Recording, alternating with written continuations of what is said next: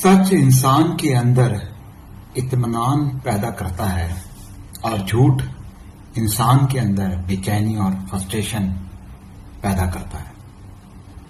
ये बात सबको मालूम है, लेकिन अंदर कोई देखना चाहता नहीं और जानते हुए भी अपनी आंखों को बंद किए हुए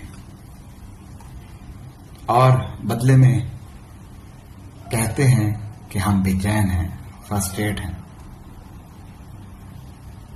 तो सच्चाई की वो ताकत जो आपको इत्मीनान देती है, आपको खुद मालूम है।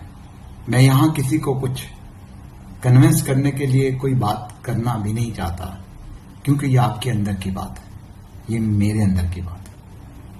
और मैं ये समझता हूं कि सच्चाई का घूंट जितना कड़वा भी हो,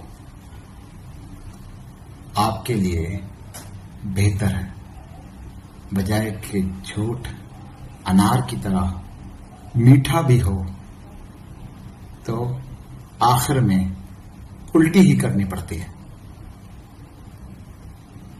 तो बाकी आप खुद समझदार।